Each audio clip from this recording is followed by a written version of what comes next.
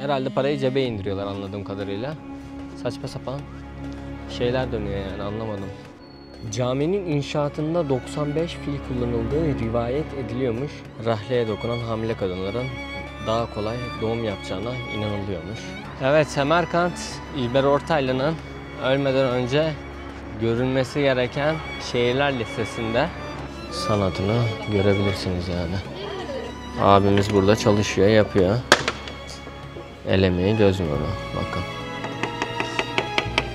Semerkant'ta çok fazla Ziraat Bankası'nın şubesini gördüm. Bu yapıların büyüklüğünü yanına geldiğinde daha iyi anlıyorsunuz. Yani insanların boyutuna bakın. Rivayete göre arkadaşlar burası Hazreti Hızır Aleyhisselam'ın namaz kıldığı kutsal bir mekanmış.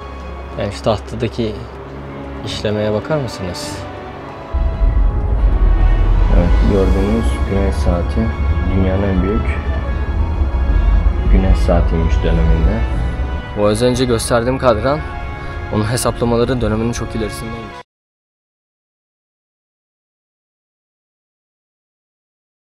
Selamlar dostlar. Semerkant'ta ikinci bölüme başlıyorum. Bu videoda Registan Meydanı dışındaki diğer gezilecek yerleri gezeceğiz. Şu an hosteldeyim. Hosteli göstereyim dedim hazır gelmişken. Daha doğrusu hosteldeyim yani, çıkmadan önce göstereyim dedim. Böyle bir mutfağı var hostelin. Tuvaleti, banyoyu falan da göstereyim. Belki gelenler kalmak ister. Böyle güzel, temiz bir hostel yani, onu söyleyebilirim. Odayı göstereyim. 4 kişilik bir odada kalıyorum ben. Şöyle alt yatakta çalışma masası var, kliması falan var. Kilitli dolapları bulunuyor şurada. Böyle bir oda yani. 4 kişilik. Günlük ücreti buranın 100.000 Özbek sonu. Bazen indirim sunabiliyor size. Booking'de eğer Genius üyesiyseniz eğer, Genius severiniz arttıkça şey oluyor. Burası da duşum. Yaklaşık 8 dolar ediyor işte. Çıkmadan göstereyim dedim. Burası şeye çok yakın. Şahi Zinda'ya çok yakın. Registan Meydanı'na da 2 kilometre uzaklıkta. Yürüyerek bir 20 dakikada falan ulaşabiliyorsunuz. Yani gezilecek, görülecek yerlere yürüme mesafesinde diyebilirim. Belki gelmek isteyen olur.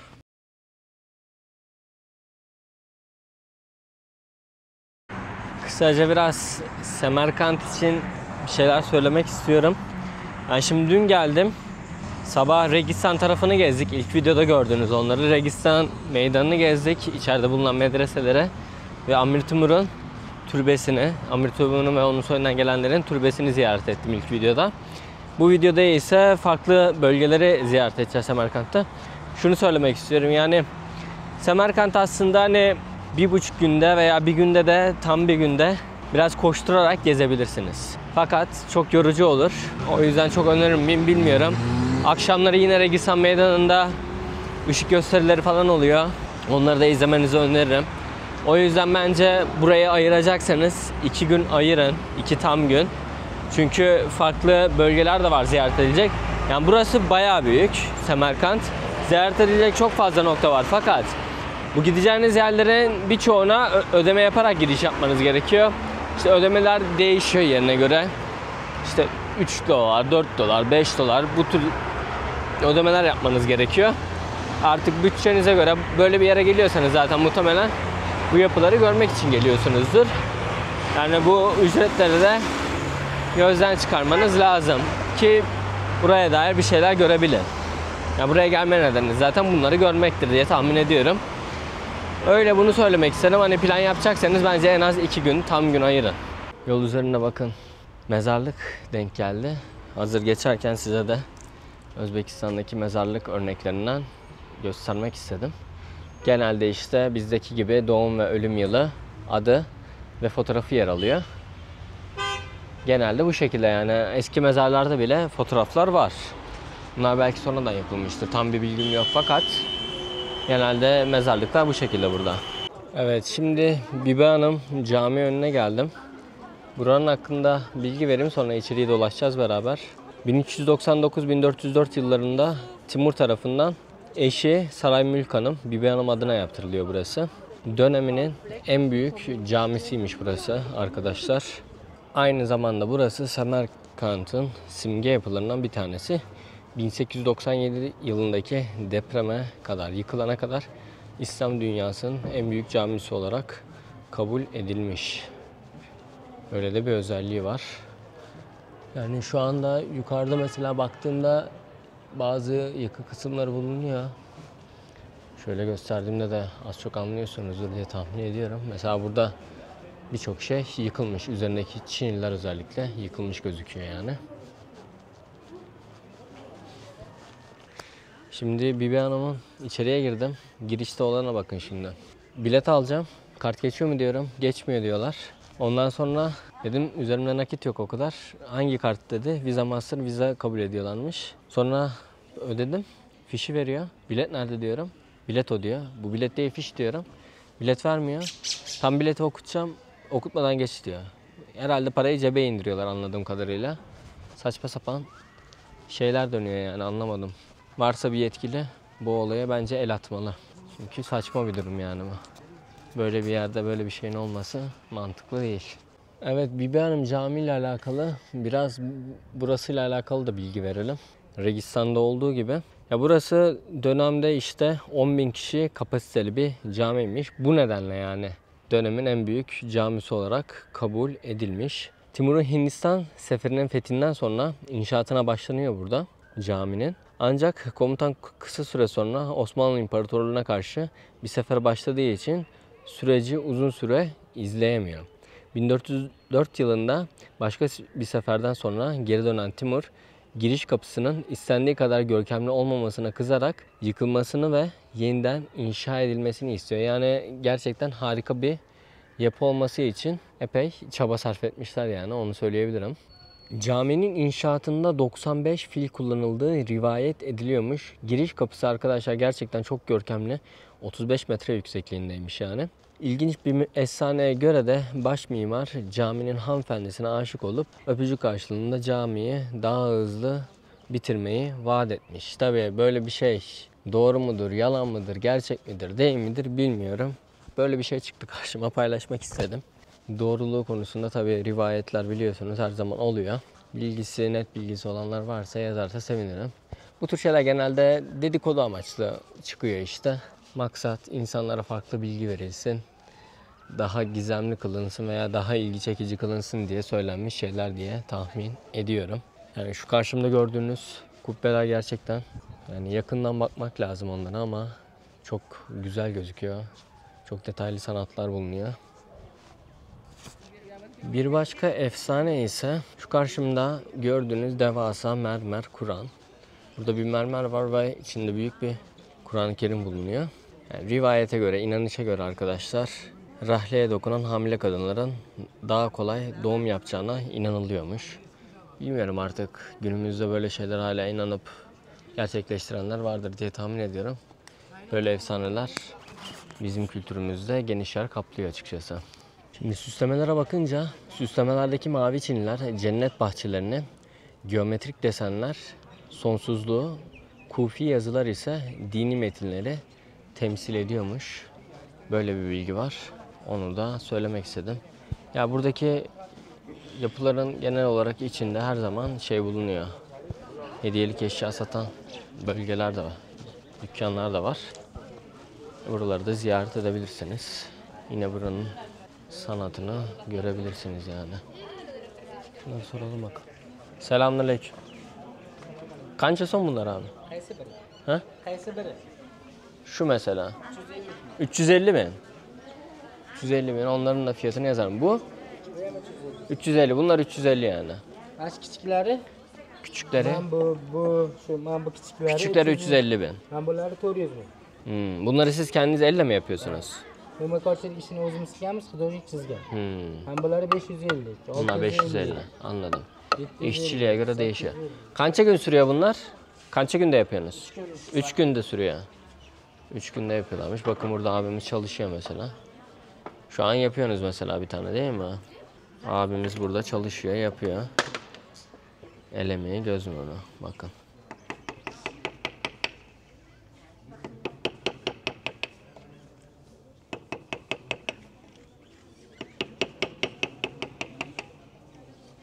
Hala bu sanatı burada yaşatıyorlar. Rahmat. Bakın burada da yine hediyelikler var. Önceki videoda göstermiştim. Mesela şu seramik Seramik değil aslında bu, hani fake bir şey de. Bu mesela Şordir medresesinde kullanılan çizimlerden bir tanesiydi. İslam sanatına genelde bu şekilde işte insan veya hayvan figürleri çok kullanılmıyor. O yüzden önemli eserlerden bir tanesiydi Şordir'deki. İçerisi böyle, bakın. Burası bayağı harap durumda olduğunu söyleyebiliriz. Özellikle alt kısımlar komple yok olmuş yani. Tepe noktasını göstereyim. Üst kısımlar yine fena değil ama alt kısım, girişte, özellikle giriş kısmında da kötü gözüküyordu.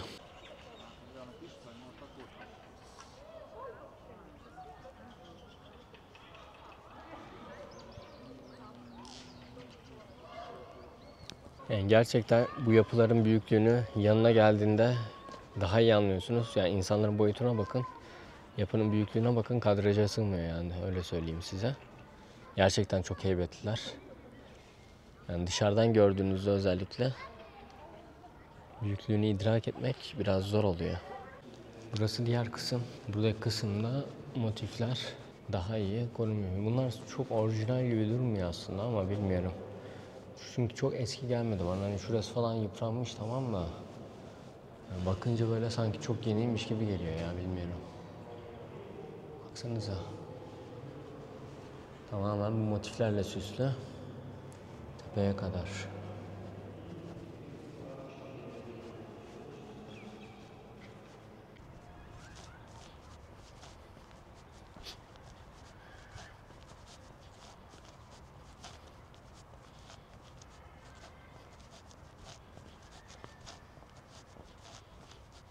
Da sıkıntı şu ki her bir farklı ziyaret noktası için ayrı para ödemeniz gerekiyor. Buraya da 35.000 istiyor mesela. Anladınız mı? Şu karşıda cami vardı işte. Şu yan tarafta farklı şeyler var. Farklı kompleksler var veya camiler. Olay çok fazla paraya dönmüş gibi geldi bana. Ama hani Regisan'a veriyorsunuz, Bibi Hanım'a falan veriyorsunuz da bari bu ufak olanları istemeyin ya. Arkadaş, her ziyaret noktasına bilmiyorum. Bizde nasıl oluyor bu olay da. Hani her yeri ziyaret edeceğim derseniz herhalde gün sonunda epey bir para harcamış oluyorsunuz açıkçası. Allah, benim sırt çantalı bütçem hepsini ziyaret etmeye yetmiyor. En azından önemli ve görmek istediğim şeyleri gördüm. Son bir tane yer kaldı şimdi. Orayı akşam saatlerine doğru ziyaret etmek istiyorum, gün batımına doğru. Çünkü belki işte güzel bir manzarası vardır. O yüzden o zaman ziyaret edeceğim. Şimdi şunu göstereyim bir de. Şu karşıda Dehkonsiyop Bozarı var. Yani buradan lokal pazarı. Dün burası açıktı. Dün pazar günüydü. Bugün pazartesi. Burada Orta Asya ülkelerinde genel olarak pazartesi günleri pazarlar kapalı oluyor. O yüzden burayı size gösteremeyeceğim. Yani önceki videolarda çok fazla zaten pazar gösterdim. Bu bölge artık daha çok böyle tarihi bir tur olmuş oldu. Öyle söyleyebiliriz. Güzel de oldu çünkü artık pazarlardan sıkılmaya başlamıştım ve her yerde pazar göstermeye başlamıştım yani. Bilmiyorum, siz de sıkıldınız mı, sıkılmadınız mı? Yani farklı şeyler olunca güzel oluyor ama her gittiğin yerde aynı şeyleri göstermek biraz sıkıyor artık. Bu önümde görmüş olduğunuz yapı ise arkadaşlar Hazreti Hızır Camii. Semerkant'ın en eski camilerinden biri olan Hazreti Hızır Camii, Afrasiyab Tepesi olarak geçiyor burası. Afrasiyab Tepesi'nde bulunuyor. Bu yüzden de yani hakim bir tepe aslında. Semerkant'ın güzel bir manzarasını buradan seyredebiliyorsunuz. Birazdan eğer geçebilirsem ücretsiz şekilde oraya çıkıp size göstereceğim. Ama içerideki motifler ve işlemeler gerçekten çok güzel görünüyor. Özellikle şu tahta işlemeciliği içeride çok güzel görünüyor. Bakın burada da para ödeniyor. Para ödeniyorsa girmeyeceğim açıkçası. Hepsini ziyaret etme şansım yok maalesef. Yani burası camiymiş, yani ücretsiz olarak hizmet veriyor. Öyle yazıyor. Şimdi size içerideki motifleri göstereceğim. Yani buradaki yapı diğerlerine göre epey ayrılıyor. Şöyle renkleri ve motifleri görebilirsiniz.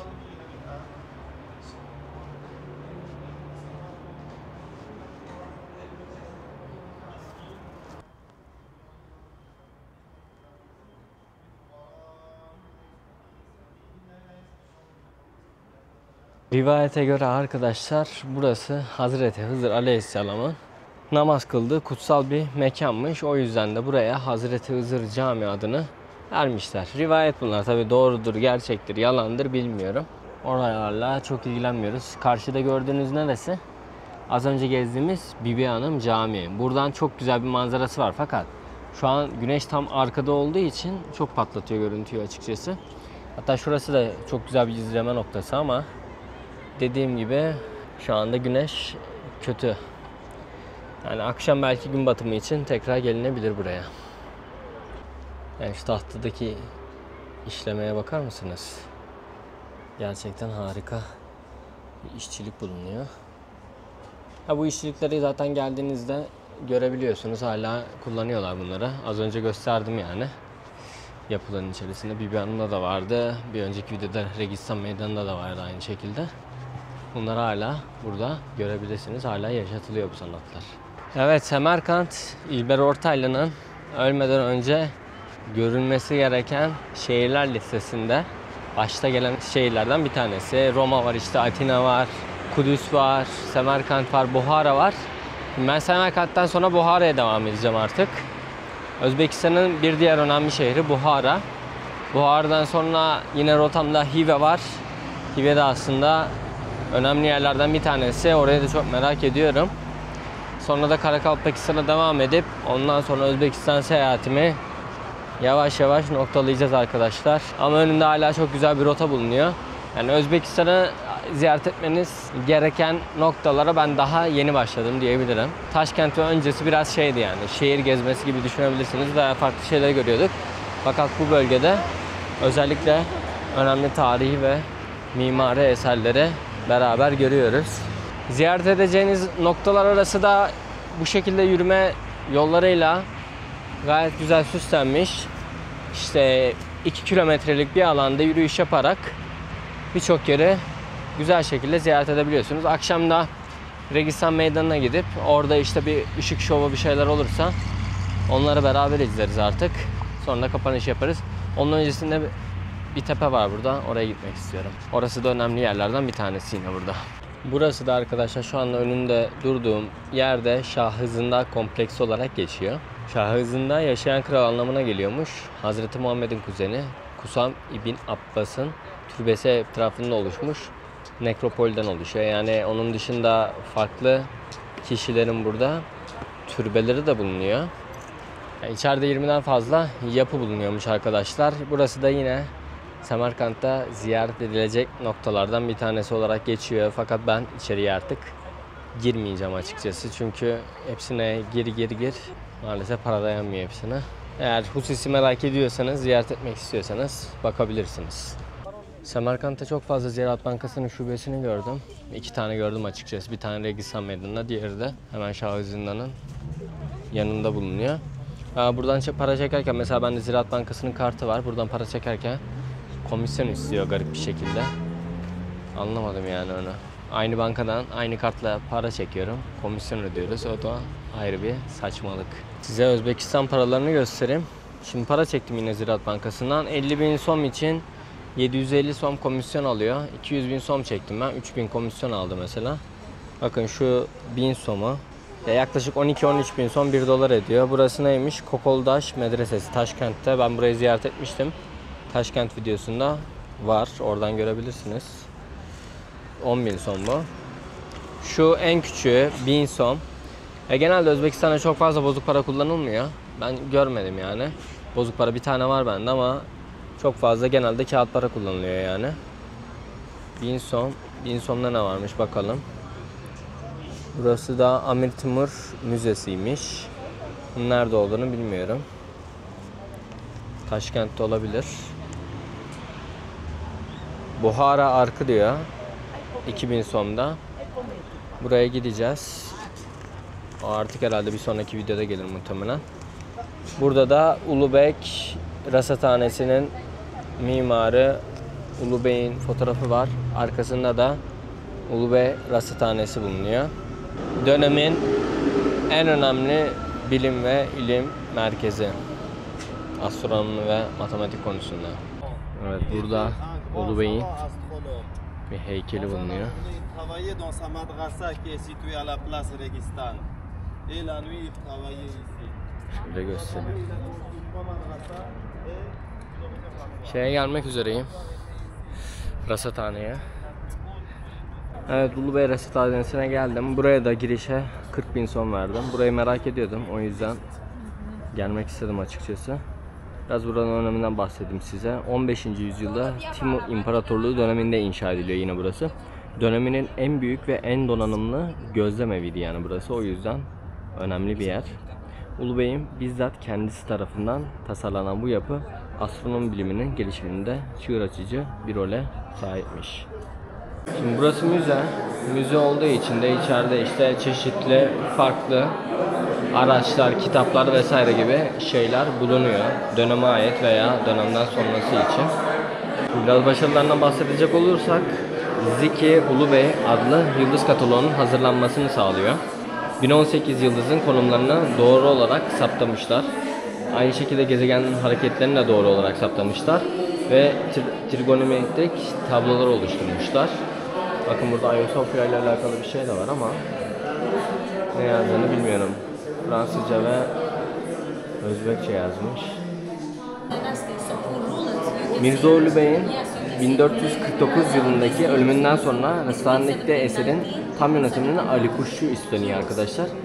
Daha sonra işte Ali Kuşçu İstanbul'a giderek Ayasofya Medresesi'nde öğretmen olarak çalışıyor. Onu belirtmişler burada. Onun bilgisi geçilmiş. Yine burada arkadaşlar yıllık takvimin hesaplanması bugünkü hesaplamalardan sadece 1 dakika farklıymış. Ay ve güneş tutulmalarının öngörülmesi de yine burada mümkünmüş. Öngörülmesi sadece yani. Tabi tam olarak saptayamamışlar bunları. Gezegen yörüngelerinin hassas hesaplanması yine bunlar burada yapılmış çalışmalar. Şimdi burası önemli bir yer. Burada ne var? Dünyanın en büyük güneş saati. Evet, gördüğünüz güneş saati dünyanın en büyük güneş saatiymiş döneminde. Yer altına gömülü dev bir kadran yayıyor. Bu az önce gösterdiğim kadran, onun hesaplamaları döneminin çok ilerisindeymiş. O yüzden de önemli. Tabi artık günümüzde işlevsel olarak kullanılmıyor fakat o dönem sonuçta önemli yapılardan bir tanesiydi. Vallahi çok fazla bir şey yok burada. Bunların dışında 40.000 son verdim. 3 dolardan biraz fazla. Değer mi değmez mi kararı. 3 dolar artık ya. 3 dolardan fazla falan değil. 3 dolar. Değer mi değmez mi kendiniz karar verin. Hani hususi olarak bunlara özel ilginiz yoksa belki atlayabilirsiniz fakat ben göreceğim, merak ediyorum böyle şeyleri diyorsanız zaten burada yapacağınız şeyler belli. Rasathane astronomi çalışmalarını yüzyıllarca etkilemiş arkadaşlar. Ulubey'in astronomik tabloları 17. yüzyıla kadar Avrupa'da kullanılmış. Bunu da son bilgi olarak vereyim. Registan Meydanı'na geldim arkadaşlar. Akşam oldu artık. Yani akşam oldu dediğim gün batımı gerçekleşti. Hava karardı. Akşam ışıkları yaktılar şimdi. Harika bir görüntü gerçekten akşam. Ayrı bir güzelliği var buranın. Gelip burayı izlemek ayrı bir huzur veriyor insana. Ben akşamını açıkçası daha çok seviyorum gündüzünden. Işıklarla buranın ihtişamı çok daha net belli oluyor. Çinilerin, desenlerin, ortaya çıkışı, renklerin ışıkla beraber çok daha güzel gözüküyor.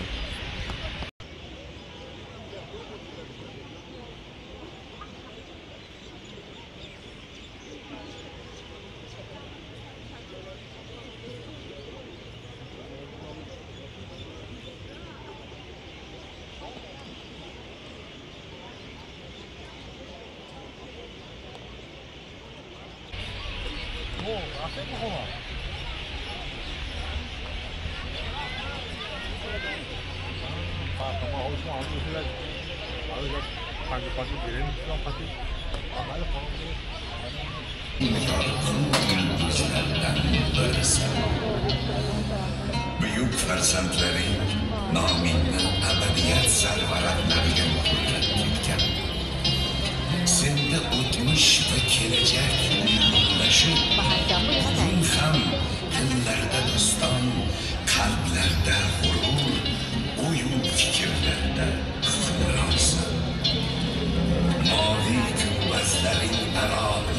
Bütün alemge yayragan sharq taronasi barchani do'stlik, hamkorlik va hamjihatlikka chorlaydi.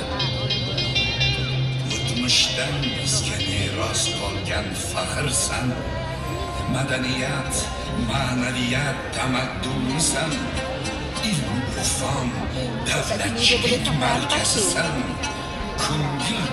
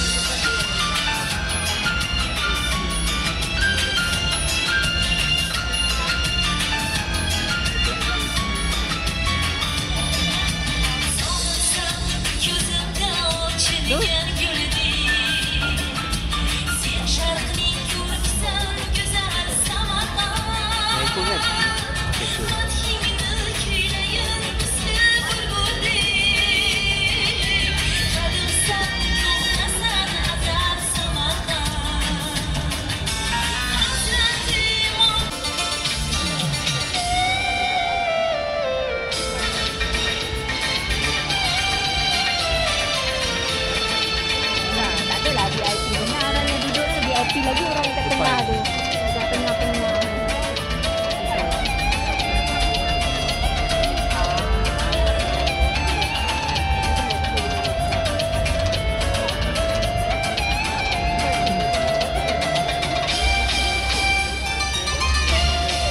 Yağmur yağmaya başladı. Herkes dağılmaya da başladı. Güzel bir gece şovu oldu yine. Size de göstermeye çalıştım çekimlerle. Bilmiyorum kamerada ne kadar yansıyor ama. Şimdi Semerkant'la ilgili şöyle ufak bir değerlendirme yapayım arkadaşlar.